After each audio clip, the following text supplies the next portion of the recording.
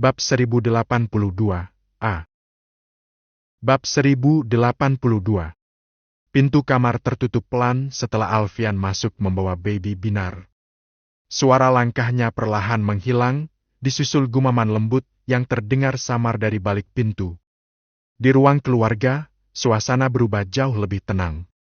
Hanya tawa Bisma, Seshi, Arlan, dan Arion yang masih bermain balok di sudut ruangan menjadi pengisi keheningan. Bim Bim duduk tegak di sofa, sementara Joe bersandar santai di hadapannya. Tak satu pun dari mereka langsung membuka pembicaraan. Kesunyian yang sengaja dibiarkan itu justru membuat Bim Bim semakin gelisah. Ia mulai bertanya-tanya dalam hati, apakah ayah dari mantan kekasihnya itu benar-benar sudah mengetahui sesuatu yang selama ini ia sembunyikan. Joe mengembuskan napas pelan sebelum akhirnya memecah keheningan. Tatapannya tidak lepas dari wajah Bim Bim yang tampak sedikit pucat. "Kenapa di wajahmu ada memar?" Bim Bim refleks menyentuh tulang pipinya sendiri.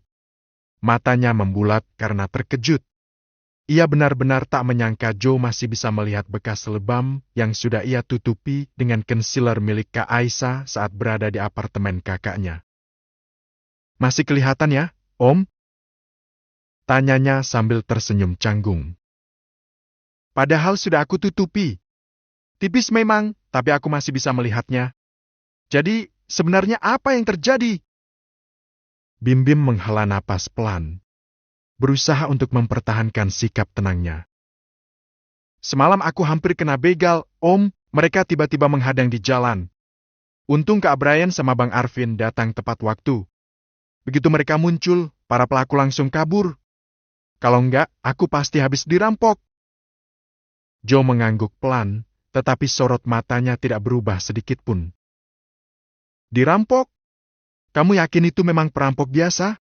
"Aku rasa begitu, Om. Mereka langsung menyerang tanpa banyak bicara." "Yakin?" Bim Bim terdiam beberapa saat sebelum akhirnya menganggukkan kepala. "Sejujurnya aku juga nggak tahu pasti. Kejadiannya terlalu cepat." Joe tidak melanjutkan pertanyaan itu. Ia memang belum percaya sepenuhnya dengan penjelasan Bim Bim. Nalurinya mengatakan ada sesuatu yang tidak beres di balik penyerangan tersebut. Namun, ia memilih menyimpan kecurigaannya sendiri. Kalau memang ada pihak yang sengaja, ia akan mencari tahu lewat jalannya sendiri. Joe kemudian mengubah arah pembicaraan. Kali ini sorot matanya jauh lebih serius daripada sebelumnya. "Sekarang Om mau tanya satu hal. Apa yang sebenarnya terjadi antara kamu dan Yasmin?" Bim Bim sudah menduga pertanyaan itu akan muncul. Ia menarik napas panjang sebelum menjawab dengan suara pelan. "Gak ada apa-apa, Om. Hubungan kami memang sudah gak cocok lagi. Daripada dipaksakan, lebih baik disudahi." Joe menggeleng pelan. Wajahnya tetap tenang, tetapi nada bicaranya mulai terdengar lebih tegas. "Menurutmu, apa yang kurang dari Yasmin sampai kamu merasa tidak cocok dengannya? Bukankah selama ini kalian tidak pernah ada masalah? Lalu, di mana letak ketidakcocokan yang kamu maksud?" Pertanyaan itu membuat Bim Bim kehilangan jawaban. Ia menundukkan kepala cukup lama sambil memandangi kedua tangannya sendiri.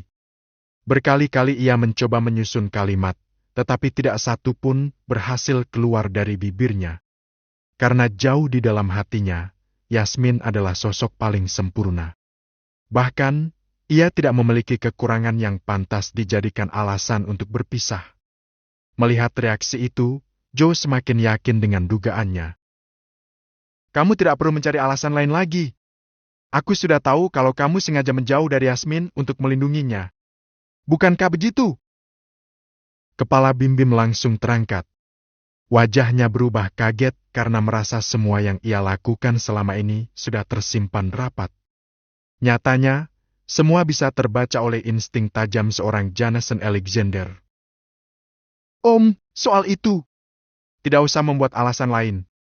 Aku ingin mendengar semuanya langsung darimu." Joe memajukan sedikit posisi duduknya. Tatapannya tetap tenang, tetapi penuh kesungguhan. "Kalau kamu memang sedang menghadapi masalah sebesar itu, jangan hadapi sendirian. Ceritakan semuanya tanpa ada yang ditutupi. Bim Bim memejamkan mata sejenak. Selama beberapa bulan terakhir, ia terus memikul beban itu seorang diri. Kini, untuk pertama kalinya, ia merasa lelah mempertahankan semua kebohongan yang telah dibuatnya. Ada seseorang yang ingin balas dendam padaku, Om. Joe tetap diam, memberi kesempatan Bim Bim melanjutkan ceritanya. Om ingat, aku pernah dekat dengan seseorang bernama Senja. Kami pernah kecelakaan. Dia jadi cacat, sakit dan akhirnya meninggal.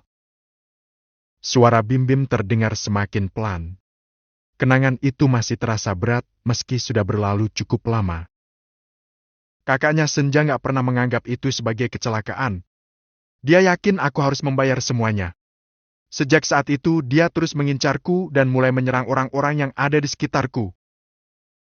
Joe mengangguk pelan, sementara Bim Bim kembali melanjutkan penjelasannya. Termasuk saat Yasmin dituduh meracuni temannya di kafe. Mereka sengaja menyentuh Yasmin karena tahu dia orang yang paling dekat denganku. Setelah kejadian itu aku sadar, selama Yasmin tetap bersamaku, dia nggak akan pernah benar-benar aman. Itu sebabnya kamu memilih memutuskan hubungan? Bim Bim mengangguk pelan. Aku pikir itu satu-satunya cara supaya mereka berhenti mengincarnya. Aku lebih rela Yasmin membenciku daripada melihat dia terluka gara-gara aku. Joe mengembuskan napas panjang. Ia bisa memahami isi hati pemuda di depannya, tetapi bukan berarti ia membenarkan keputusan yang sudah diambil. Niatmu memang baik, Nak. Aku sama sekali tidak meragukan itu. Tapi cara yang kamu pilih justru salah. Bim Bim mengangkat wajahnya perlahan. Kamu mengambil keputusan sendirian tanpa memberi Yasmin kesempatan untuk mengetahui apa yang sebenarnya terjadi. Hubungan itu dijalani oleh dua orang. Kalau ada masalah, seharusnya kalian menghadapinya bersama, bukan kamu yang memutuskan semuanya sendiri lalu memaksanya menerima akibatnya. Bim Bim kembali terdiam. Kalimat Joe terasa menghantam tepat ke dalam pikirannya. Selama ini aku sengaja tidak ikut campur karena aku percaya kalian sudah cukup dewasa menyelesaikan masalah sendiri. Aku ingin melihat sejauh mana kamu bisa bertahan. Tapi sekarang kondisinya sudah berbeda. Joe berhenti sejenak sebelum melanjutkan. Yasmin sudah mengambil keputusan untuk menerima tawaran kuliah di luar negeri. Bim Bim tersentak, langsung menatap Joe. Ke luar negeri? Iya. Tawaran itu sebenarnya sudah kuberikan sejak dia lulus SMA. Berkali-kali aku membujuknya, tapi dia selalu menolak karena memilih tetap di sini. Sekarang dia berubah pikiran. Joe memandang Bim Bim lekat-lekat. Yasmin bukan anak yang mudah mengambil keputusan saat sedang emosi. Kalau sekarang dia memilih pergi, itu karena dia benar-benar ingin menjauh dari semua kenangan yang membuatnya terluka. Kalimat itu membuat dada Bim Bim terasa sesak. Bayangan Yasmin pada malam perpisahan kembali memenuhi kepalanya. Air mata gadis itu, suaranya yang terus bertanya apa salahnya, hingga tatapan penuh kecewa yang masih jelas teringat sampai sekarang. Joe merogoh saku celananya, lalu mengeluarkan ponsel. Beberapa kali jarinya bergerak di atas layar sebelum sebuah video diputar dan disodorkan ke arah Bim Bim. Ini direkam ibunya minggu lalu. Bim Bim menerima ponsel itu dengan tangan yang mulai terasa berat. Di layar terlihat Yasmin duduk di lantai kamar sambil memeluk kedua lututnya. Matanya bengkak, wajahnya pucat, dan air mata terus mengalir tanpa henti. Berkali-kali ia mencoba menghapusnya, tetapi tangisan itu selalu kembali. Sesekali terdengar suara lirih memanggil nama Bim Bim, lalu kembali menangis sampai tubuhnya lemas. Tak ada lagi senyum ceria yang selama ini selalu menghiasi wajah gadis itu. Selama ini, di matanya Yasmin bukanlah gadis cengeng. Ia tegas, pemberani, dan tidak mudah ditindas oleh siapapun. Bahkan, saat ia dituduh meracuni teman sendiri, Yasmin menghadapi semuanya dengan tenang, sampai tuduhan itu menguap dan tidak terbukti. Napas Bim Bim tertahan. Dadanya terasa semakin sesak setiap detik video itu berjalan. Penyesalan yang selama ini berusaha ia kubur mendadak menyeruak tanpa bisa dibendung. Joe mematikan video itu, lalu mengambil kembali ponselnya. Ia menatap Bim-Bim yang masih terpaku dengan mata memerah. Sebenarnya, perempuan itu adalah makhluk paling kuat. Mereka bisa bertahan dalam ujian apapun. Tapi, kadang mereka bisa lemah di satu sisi.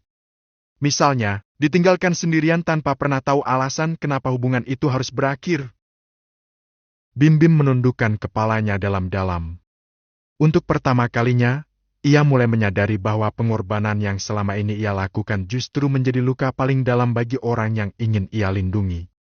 Joe membiarkan suasana kembali hening selama beberapa saat.